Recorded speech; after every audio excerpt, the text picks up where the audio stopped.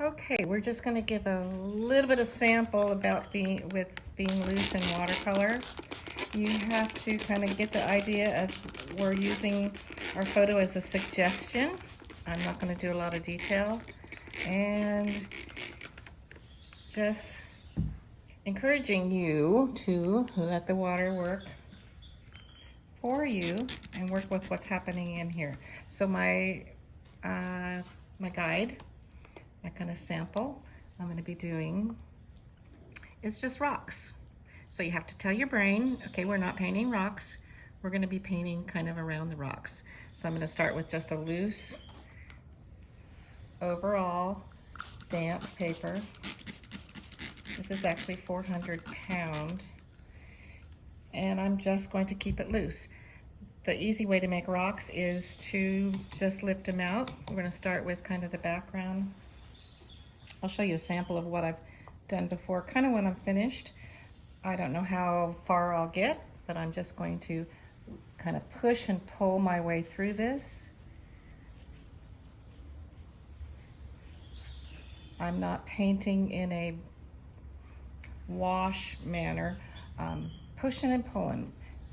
Nature is random, so we have a kind of a dark value there. Then I'm just going to be adding some water on my brush, and again, just push and pull. It's just going to stay kind of light down here in the middle.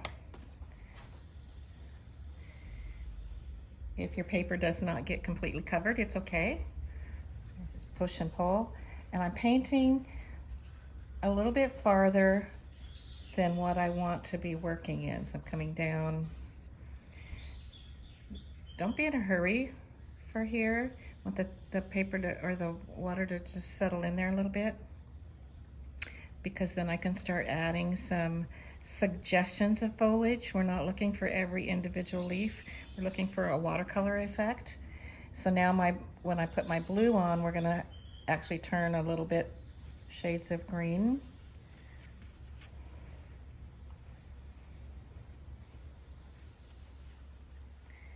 And I'm only touching in now where there's already water on the paper. I started with cad yellow medium, and I'm just using a cobalt. You can see it's kind of moving in. Push and pull, again, it's nature. It doesn't have to be every little leaf. Pulling it down with a little bit of water. Remember, this has to stay kind of light right here. I'm pushing, kind of pulling as I get down to the horizon line. On the paper, or on the photo, it gets dark down in here. So sometimes it takes a little bit of time between this and what's here so that paint gets darker in value. So I'm picking up some darker tones. I'm going to do it pretty fast. You have to be patient and let your paint work in the paper. So sometimes you have to just let it settle in first. Mine doesn't always work because I'm throwing it in here really fast. I'm going farther than where my rocks are going to be. And you can see it's pretty wet, so it's moving in there. The more you let it work on its own, the happier you'll be.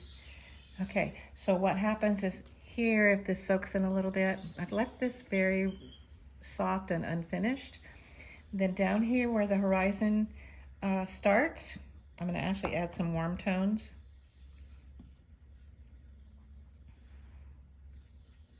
And because this is so wet, I'm just going to touch it in here and there. We don't have to be too specific, because remember, we're painting rocks. We're not concentrating on the background. Like warming it up a little.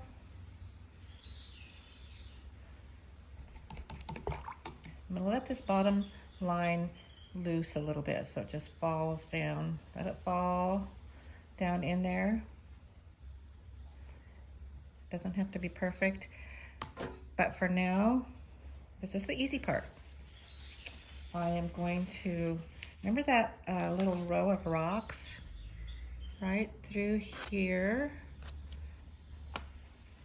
So once this dark settles in, all we have to do is take and, it's magic, lift the rocks out a little bit, keep them very random. Keep your paper towel in a clean area so that you're not just putting paint back on there. I'm gonna bounce them across there. Again, clean paper towel, coming over here, bouncing them in there, keeping them natural.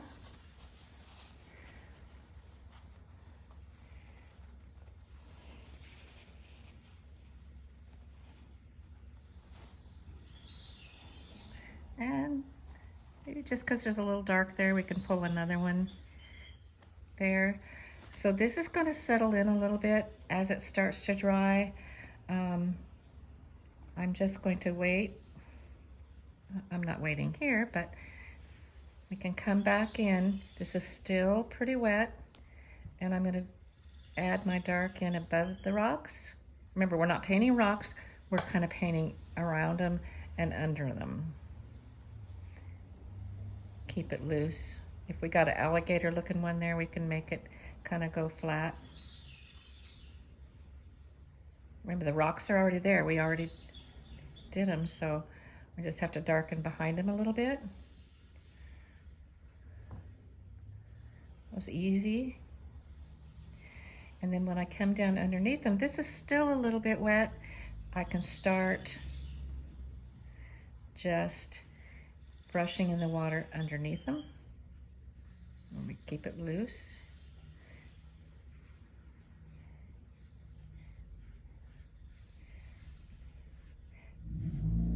Okay, they're not perfect, but they're kind of nice and rocky. And as long as this is all wet right now, all we have to do is add the water. So easy. Let it go. This is nice and bright up here, so what's going to happen, this reflection is going to come down in the water and it gets a little more yellow, a little bit more bright.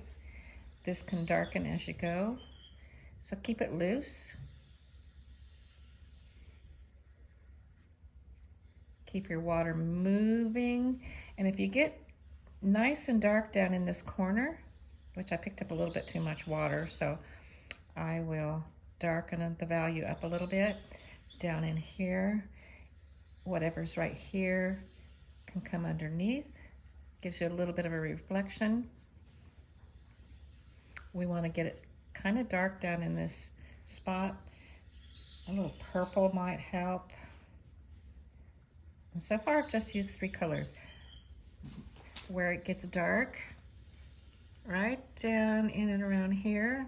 Remember, we're not painting rocks, we're painting around them. So I can kind of darken it up a little. This is still pretty wet.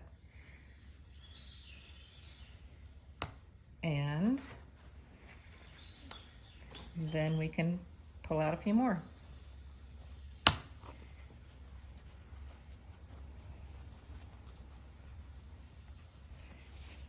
Maybe a couple small ones to draw it together. Keep it clean, otherwise it's going to leave green dots.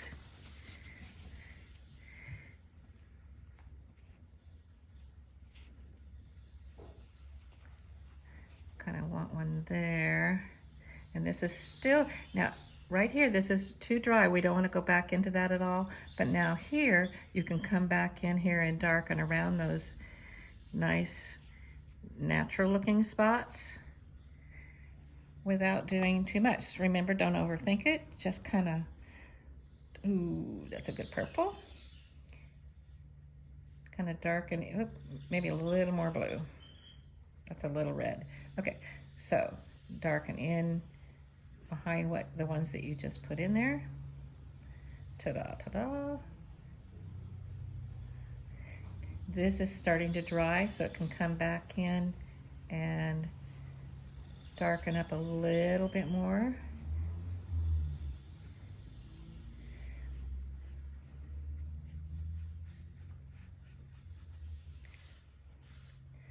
And if your yellow here doesn't stay sunny enough, we can brighten it up.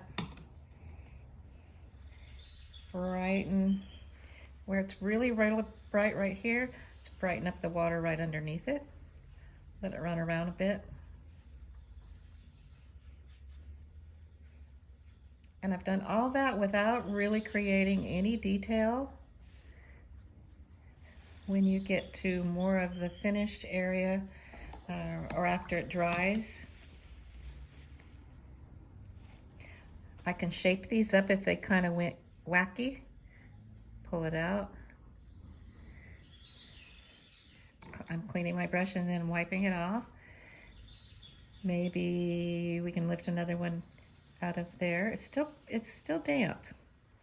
It's holding that water. Straightening them out a little bit. Remember, no alligators. If I've lost a little bit of light in the water, what happens is I can just pull that through.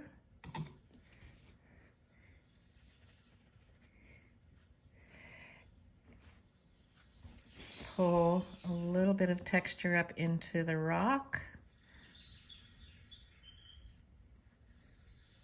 And everything's still pretty damp. This is the only place, this soft edge, you don't want to go back in and touch any of that. You can work in those areas as long as it's still a little damp. Maybe pull some, because it's light right there, we'll lighten that up a little.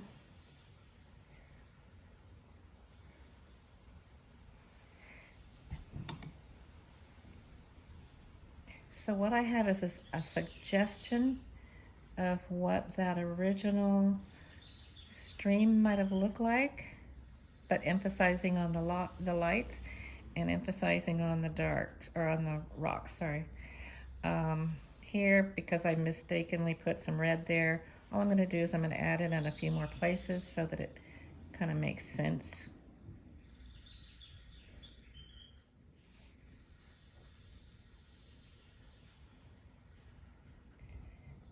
And if you play around a little bit with it, but not too much,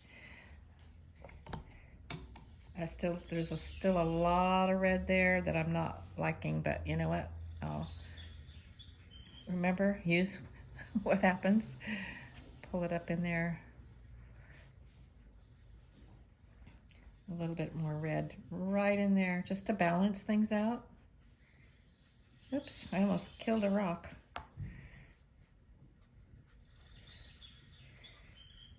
And a little bit more, because maybe there's some red up in the trees or something that will bring it down there. I'm still not really thrilled with it, but we'll make it work. What I'll do is I'll post later with the finished product. I try to get the suggestion of it right here. Oops, I really blew it with the red, but I think I'm going to try and make it work. A little bit more red in there.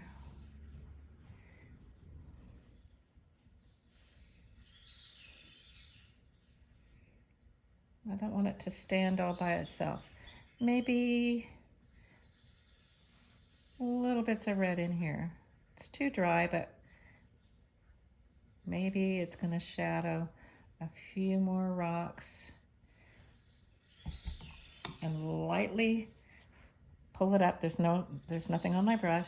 Just pull it up and break up a space.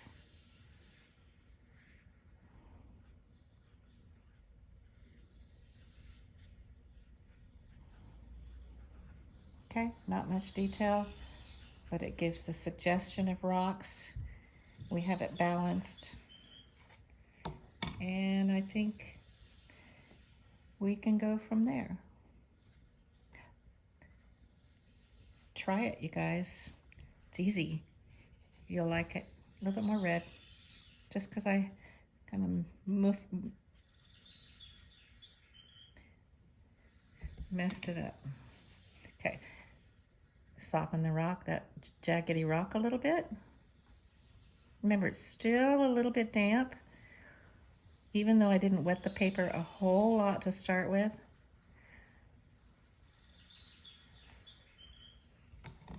Helping my shapes along just a little. And the red isn't even so bad now.